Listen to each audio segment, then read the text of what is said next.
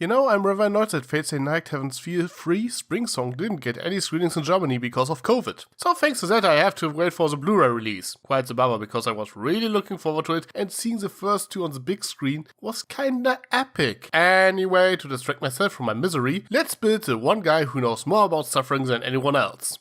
And the name Cú Chulainn was sung out loud that night in a tale of rage and ruin and of might. And the name Cú Chulainn, so furious and wild, to remain in myth and memory, a legend of the Isle. Today we are building Mario, also known as Irish Hercules, Santanta, and Cú Chulainn. I probably butchered the pronunciation somewhat, but let's face it, no one outside of Ireland gets it right anyway. I don't think I have to mention it, but we are building Lancer Cú Chulainn. While Lancer can still use some rune magic, Caster Cú would require an entirely different build. Same applies to Cú Alter for the matter, who has been transformed, and while he still has rather similar abilities, he also got a few new ones. However, since Prototype Cú is canonically just a younger version of the Lancer we got in Fates Stay Night, I will consider them the same entity. Especially since a few differences they have are neglectable and more for the sake of differentiating them as units in FGO. Also, after giving it some thought, I decided that I will from now on also recommend a few magic items at the end. Since I started out ripping off Tulok, I avoided it up to this point, but then I realized that I only make things unnecessarily hard on myself by doing so, and many servants are defined by their noble phantasms, that are often magic items. I still try to cover as many abilities as I can in the proper build though. So, and with that being said, let's see what we actually need. First of all, we want his spear, Gay Bulk, or more importantly, the way Cú uses it. So we need an almost undodgeable blow, which is a borderline instant kill. You also need to be able to throw it as an anti-army attack. Besides that, Cú is extremely mobile and acrobatic, and he has some rune magic. Also, Cú is an extraordinary scout, a hunter, he's actually pretty good with animals, not to mention that he has somewhat of an animalistic streak himself. And now that we have this figured out, we have to assign some stats using the standard point array. We start things off with 15 points in dexterity. The Lancer class is known for its mobility and you are nothing if not fast. 14 points go into strength because you're pretty bulky, all things considered. And guess what? Pole arms lacks a finesse feature in D&D, so it's your main attack stat. 13 points go into charisma, you have been known to be a bit of a womanizer in Fatal or Octaraxia. 12 points into wisdom, you're pretty insightful guy. And only 10 points in constitution. I will level with you here, this should be a 20, but we have to fulfill some multiclass requirements, so we can't afford to put more in here. And our dumping stat is intelligence. Lancer isn't stupid, but again we have to dump something, and this is the only thing we can really afford to dump.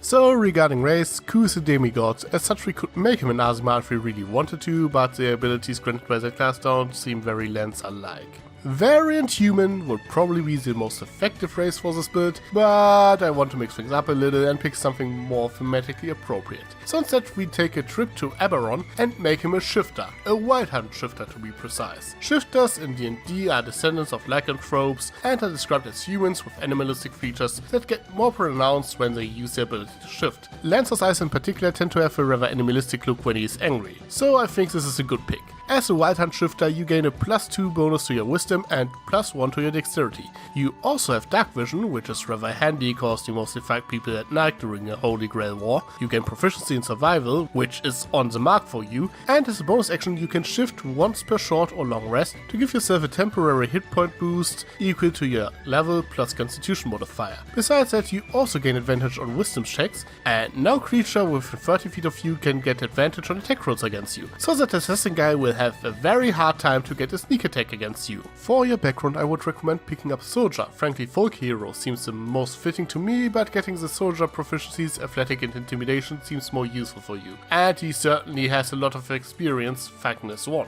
And with that said, let's move on to classes, and I can already hear some people moaning, cause we start things off as the Ranger. I know the Ranger isn't exactly the best class in D&D, but Cú is known for surviving in the wild, has an animalistic streak, is good with animals, is an even better hunter of animals, and he got a few magic tricks. In fact, we need a couple of spells from the Ranger spell list. While you maybe want to say that he would be better as a fighter, Ranger is simply the most fitting class for him. As Ranger, you are proficient with light and medium armor. I would consider the armor Protocol is wearing half plate, so I think medium armor is a good pick. And you can use pretty much all weapons. While you can roll with a spear, I think the best weapon to represent gay bulk would be a pike. Normal spears in D&D don't really offer any benefit, and the pike is basically just a longer spear anyway. As the ranger, you get 3 skill proficiencies from your class list. I think animal handling, perception and stealth would be the most fitting choices for you. You can fight alongside those dogs and failed prototype, and in the end, all Kiri lets you do is to sneak around and observe, so you kinda need the latter too. Anyhow, there was a reason why I waited a bit to make this build. The latest D&D book, Tasha's Cauldron of Everything, introduces optional class features. Considering that most classes only got 1 or 2 of them that barely change anything about their class, it is rather obvious that they are,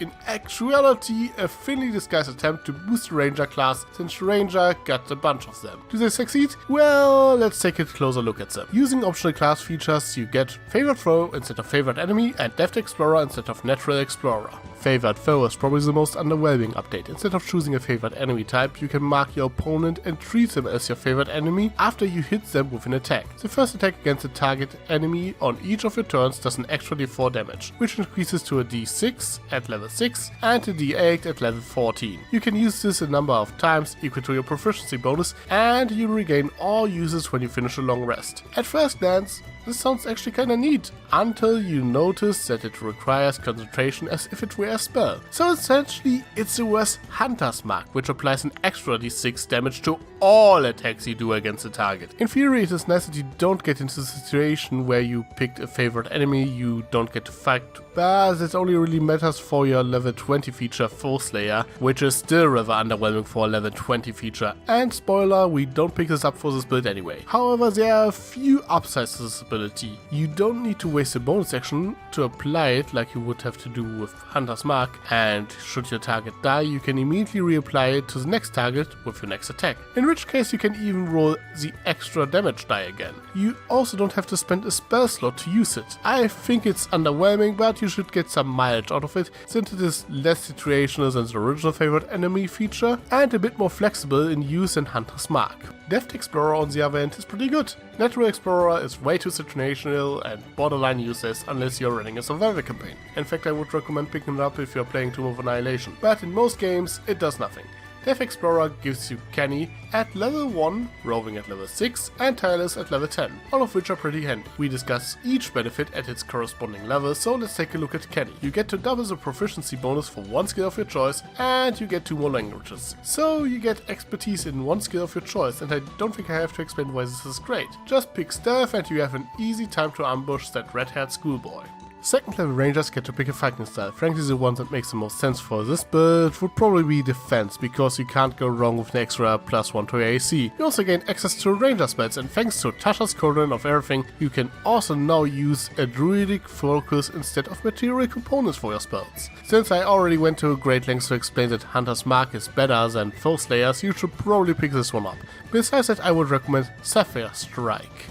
This handy spell from Senator's Guide to Everything makes it so that your movement doesn't provoke any attacks of opportunity. Furthermore, you can just give yourself advantage on 1 attack roll and add 1d8 force damage to that attack if you hit, and you can increase your walking speed by 30 until the end of that turn. You can also cast that spell as a bonus action, so you can cast it in preparation for your undodgeable blow, and it's also great for hit and run tactics, something you're pretty good at. Third level rangers get to pick a subclass. As mentioned earlier, Q is for the most part a hunter, and hey, there's a hunter subclass for rangers, who would have guessed. You gain Hunter Spray, which lets you pick between Colossus Slayer, Giant Slayer or Hordebreaker. Colossus Slayer is probably the most useful out of the bunch, as the other two are more situational. This allows you once per turn to deal an extra 1d8 damage with an attack if your target is below its maximum hit points, a requirement you can fulfill during the first turn of combat yourself if you can attack more than once.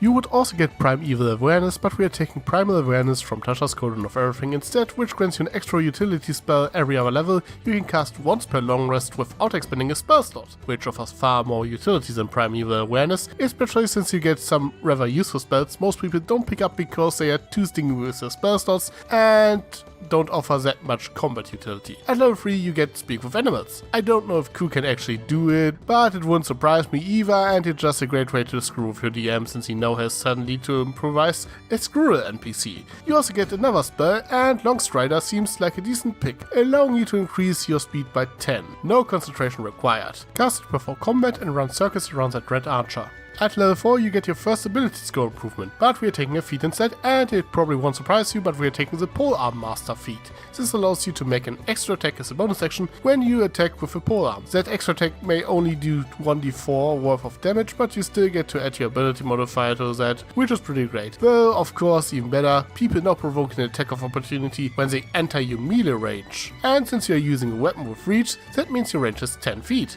giving you a rather reliable way to use your reaction, especially if you use Sapphire Strike to always put some distance between you and the enemy. 5th level rangers get extra attack, and Primal Awareness now lets you cast Beast Sense. Doesn't seem to be the most goof spell, but it certainly is nice to have. You also gain level 2 spell slots and learn one more spell. We are taking Magic Weapon, which was added to your spell list in Tasha's Cauldron of Everything. I mean, you should hopefully get your hands on a Magic Spear, but in case you don't, this will help you to overcome resistances.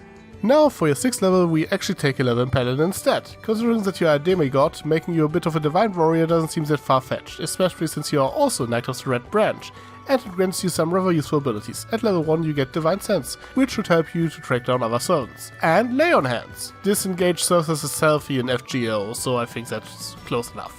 Level 2 Paladins get Divine Smite, which allows you to deal some extra damage with your spear, and you get to pick another fighting style. We pick Great Weapon Fighting here. Admittedly, it's not as effective with a pike as it would be on a great sword, but hey, it should increase your damage output a bit regardless. You can also now prepare 2 spells from the Paladin spell list. I think the most fitting are Heroism, which makes you immune to fear and gives you some temporary hit points every other turn, making you harder to kill, and more importantly, Compelled Duel. In Fatal Ataraxia, he is using the, I don't even try to pronounce that, Rune, to challenge Bazette to a duel to the death. Compelled Duel follows a similar idea, so it only makes sense to have this one prepared.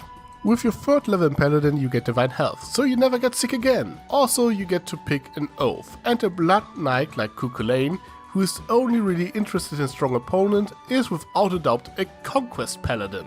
The Oath of Conquest gives you Armor Fagatis and Command as your Oath spells, but we don't really care about those. We are here for your Shield Divinity options, and you get 3 of those. Thanks to Tasha's Cauldron of Everything, you can use Harness Divine Power to regain some spell slots, which might be useful, but we are more interested in the other 2. Conquering Presence is more like it, which allows you to scare the shit out of mere mortals in your presence. Lancer can be rather terrifying if he wants to, emitting an aura of killing intent. And the whole reason we actually multiclass into Paladin, Guided Strike. This Channel Divinity option lets you add plus 10 to your attack roll, almost guaranteeing that your attack will hit. Combine that with Sapphire Strike and it's virtually impossible for you to miss with your attack. And by combining Sapphire Strike, Colossus Slayer and Divine Smite, your undodgeable spear thrust will deal 1d10 plus 5d8 plus 2 worth of damage at this level, which is pretty devastating, and this damage will only increase as you get more levels. Speaking of which, we are returning now back to Ranger for your 9th level. And with 6 levels in Ranger, your favorite foe damage die is now a d6. Meaning it does now as much damage as Hunter's Mark. Only not really, because it still only applies to 1 attack per turn, whereas Hunter's Mark applies to all attacks you make. Death Explorer also now gives you access to roving, which increases your speed by 5, and you now have swimming and climbing speed equal to your walking speed, meaning that you are now a master of parkour, which should help you to hunt down assassin. With your 7th level in Ranger you get defensive tactics allowing you to pick between Escape the Horde, Multi-Attack Defense and Steal Will. Multi-Attack Defense is actually a pretty great skill, turning you into a true cockroach. While the first attack might hit you, the plus 4 to your AC on every following attack is substantial enough that attacking you more than once during a turn is borderline a waste of actions, and it should help you to keep that dual-wielding archer at bay.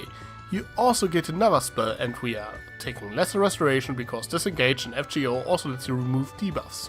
8th level Rangers get another ability score improvement, and we are taking the Great Weapon Master feat. This gives you 2 benefits. When you score a critical hit or kill a creature, you get to make an additional attack as a bonus action, which is slightly better than the extra attack granted by Polearm Master when it triggers, but you will only benefit from this one occasionally. The actual reason why we pick this feat is because it allows you to take a -5 penalty to your attack roll to add +10 to your damage roll, which is a pretty substantial damage boost. The best part is that the +10 attack bonus granted by Guided Strike still outweighs the -5 penalty, so you can be rather certain that you will still hit, especially if you have advantage on the attack roll. Now, the setup for Geborg is pretty much complete. You also gain Land Stride, which allows you to pretty much ignore non-magical difficult terrain and gives you advantage on saving throws against spells that impede your movement.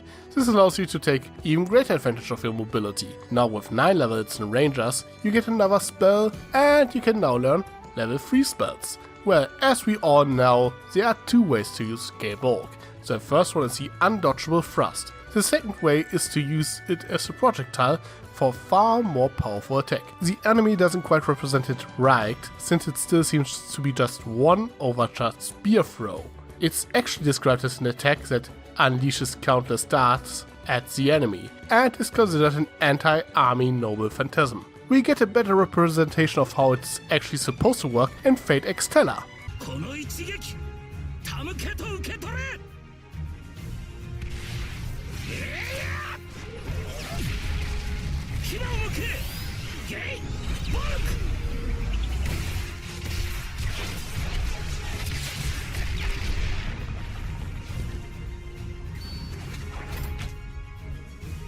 Well, and Conjure Barrage does a pretty decent job imitating this effect, though keep in mind that you need a thrown weapon for the spell and a pike doesn't constitute as such. The most accurate way to use it would be to use a normal spear as your main weapon, but as I mentioned before, spears are kinda underwhelming in D&D 5e, so it's probably better if you just carry a couple of javelins in addition to your pike.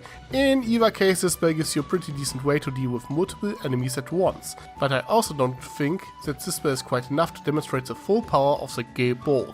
Besides that, Primal Awareness now lets you cast Speak with Plants as well, which is actually not that far-fetched. Ku did work as a florist for a while in Fate Hollow Ataraxia. We then continue with your 10th level in Ranger. First of all, Depth Explorer now grants you Tireless. As an action, you can give yourself temporary hit points equal to 1d8 plus your Wisdom modifier, something you can do a number of times equal to your proficiency bonus. In case you haven't noticed yet, you have an abundance of options to give yourself temporary hit points to last longer in combat. Sadly, you cannot stack them on top of each other, or you would probably be almost unkillable. Besides that, Tireless also allows you to decrease your exhaustion level by 1 when taking a short rest. Admittedly, this one isn't quite as great as exhaustion is rather bothersome and therefore seldomly used mechanic, unless you're playing a Berserker Barbarian.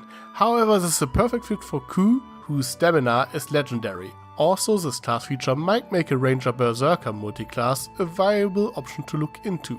Furthermore, you can now take Nature Swell, which replaces Hide in Plain Sight. Nature Swell is probably the best new class feature Tasha's Cauldron of Everything has to offer. It allows you to turn invisible until the start of your next turn as a bonus action. And you stay invisible even if you move or attack. And you can use it a number of times per long rest equal to your proficiency bonus, which at this level would be 5 times. Since your opponent can't see you, you gain advantage when attacking them, and they get disadvantage if they try to attack you. If they can attack you at all, that is.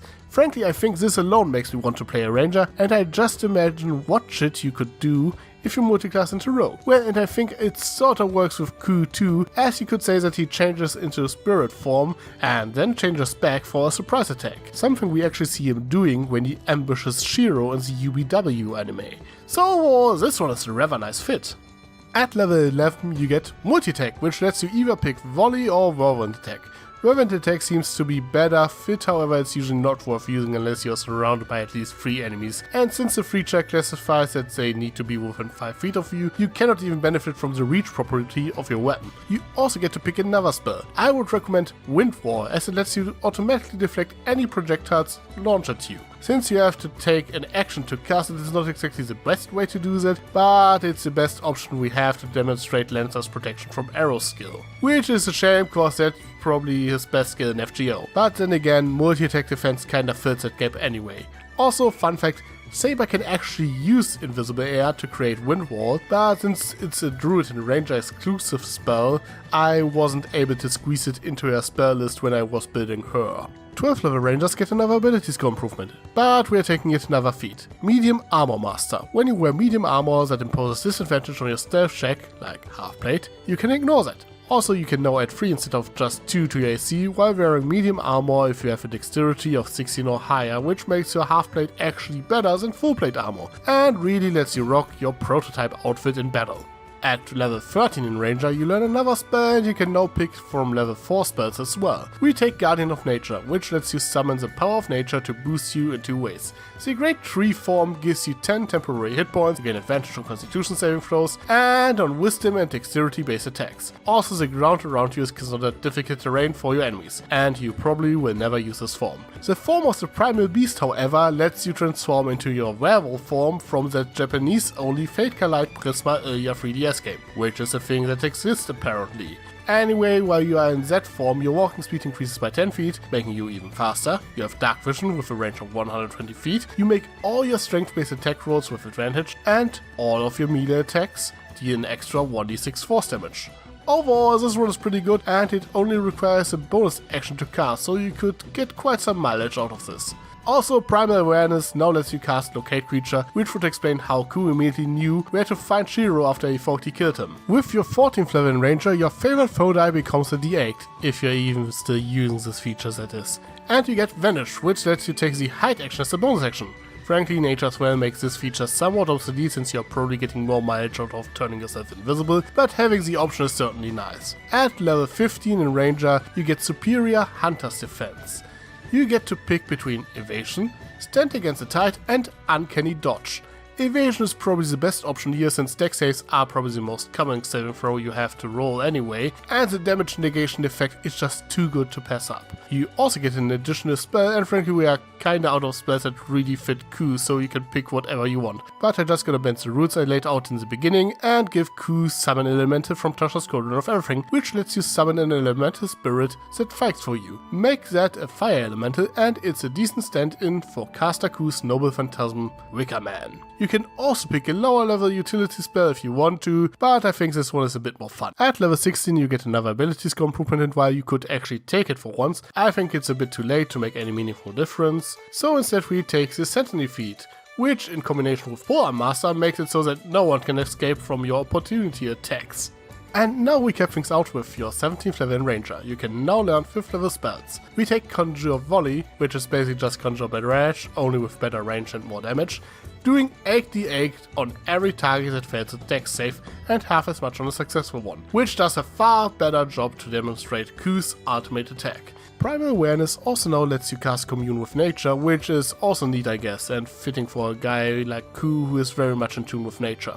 So, and to wrap things up, let's take a look at how devastating Ku's undodgeable thrust with Gelborg is at level 20. For maximum output we start by casting Sapphire Strike, which allows you to add 1d8 to your damage and gives you advantage on the attack roll. We then take a -5 penalty to our attack roll to increase our damage by 10. Should you roll too low on your attack roll, we use Guided Strike to make up for the penalty and then some, which in most cases should be enough for you to hit your target. We are assuming that you are already weakened your opponent a bit, so you can take advantage of Colossus Slayer. Your pike does 1d10 damage and you have a +2 strength mod. Then we use a 5th level smite for an additional 5d8 radiant damage, which brings us to a total of 1d10 plus 7d8 plus 12 with a single attack, which on average means you deal an average of 49 damage with a single thrust, while your maximum damage output with this attack is 78. It's not quite the instant death attack against higher level opponents, but against mid-tier enemies this is pretty devastating. Even more so if you manage to crit with this setup. And now let's take a look at some magic items that would complement this build. As a wound dealt by Gelborg cannot be healed, I would suggest to pick up a Pike of Certain Death. This prevents your enemy only from healing themselves for one turn, but this is as close as you get. If your Dungeon Master allows it, a better representation would be to give it the properties of a Sword of Wounding. but as the name implies, these are usually reserved for swords, which is a bit silly if you ask me. In the same vein, you could homebrew a spear after the Vorpal sword and say that it automatically pierces your opponent's heart if you crit instead of cutting off his head. And when in doubt, just make it a +3 weapon. Also, it's a bit hard to tell if we can consider the blue jumpsuit Cú is wearing in Fates Unite actual armor. Its defensive capabilities are supposedly granted by rune magic. I think a good workaround for that would be to give him a barrier tattoo, which replaces armor entirely.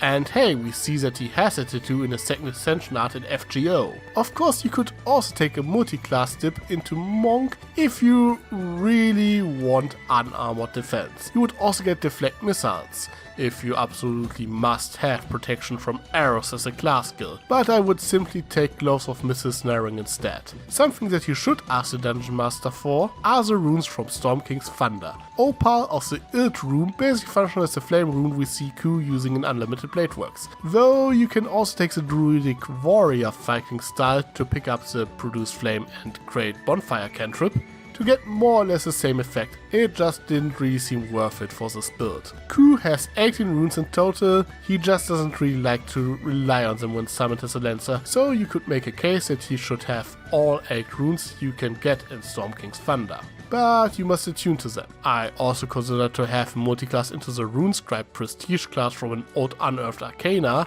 It would be really fitting, but had little synergy with the rest of the build and would have been a total waste of levels. And that's about it. So how does this build actually hold up? You have a pretty decent damage output and you easily outmaneuver melee-based enemies. The greatest weakness of this build is that you have a rather low HP pool due to your neutral constitution modifier, but you make up for that by having multiple options to boost yourself with temporary HP, and your defense options are outstanding. You have an AC of 19, which you can boost further when you defend yourself against multi-attack, and pinning you down is pretty hard. Not to mention that evasion just negates some of the most dangerous abilities in the game, or at least cuts the damage in half. Furthermore, enemies cannot get advantage on attack rolls against you thanks to your racial, and while you might burn through your spell slots or smites, you don't really rely on them that much, meaning that you can last a long time even without taking a rest. Overall, I think the optional class features didn't quite deliver the range of hits we were hoping for, but I do think that it makes the class more viable. In particular, Nature's Spell should be a lot of fun to play around with. In either case, this is a rather respectable build. While not the strongest in terms of brute force, it is really suited for tactical combat. If you play your cards right, you should outlive the rest of your party. But what about you? Would you build Lancer differently? Which other Fate character do you want me to build? Let me know in the comments below. I am Tricky Fox. Stay foxy. Sly as a fox, you got me under your spell. But you know I'll never tell that I know you know so well.